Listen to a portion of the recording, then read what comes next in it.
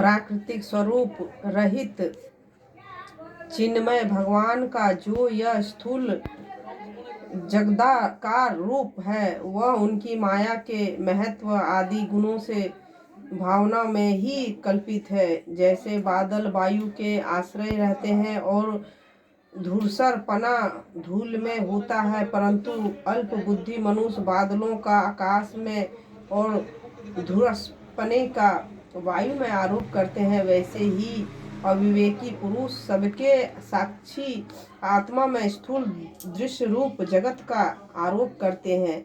इस स्थूल रूप से परे भगवान का एक सूक्ष्म अव्यक्त रूप है जो ना तो स्थूल की तरह आकारादि गुणों वाला है और ना देखने सुनने में ही आ सकता है। वही सूक्ष्म शरीर है। आत्मा का आरोप या प्रवेश होने से यही जीव कहलाता है और इसी का बार बार जन्म होता है।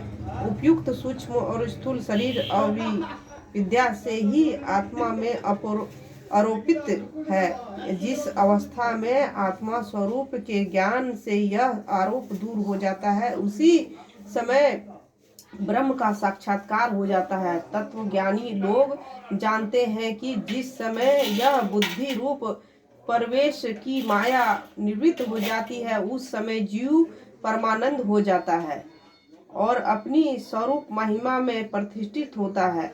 वास्तव में जिनके जन्म नहीं और कर्म भी नहीं, उन हृदयेश्वर भगवान के अप्रकृत जन्म और कर्मों का तत्वज्ञानी लोग इसी प्रकार वर्णन करते हैं, क्योंकि उनके जन्म और कर्म वेदों के अत्यंत गोपनीय रहस्य है। भगवान की लीला अमोघ है।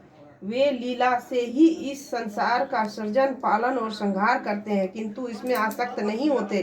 प्राणियों के अंतःकरण में छिपे रहकर ज्ञान इंद्रियां और मन के नियंता के रूप में उनके विषयों का ग्रहण भी करते हैं, परंतु उनके अलग रहते हैं। वे परम स्वतंत्र हैं। वे विषय कभी उनमें लिप्त नहीं कर सकते। जैसे अनजान मनुष्य जादूगर अथवा नट के संकल्प और वचनों से की हुई करामात को नहीं समझ पाता है, वैसे ही अपने संकल्प और वेदवाणी के द्वारा भगवान के प्रकट किए हुए इन नामों का नाना नाम और रूपों का तथा उनकी लीलाओं को बुद्धि जीव बहुत तर्क युक्ति के द्वारा नहीं पहचान सकता है। चक्रपाणी भगवान शक्ति और पराक्रम अनंत है।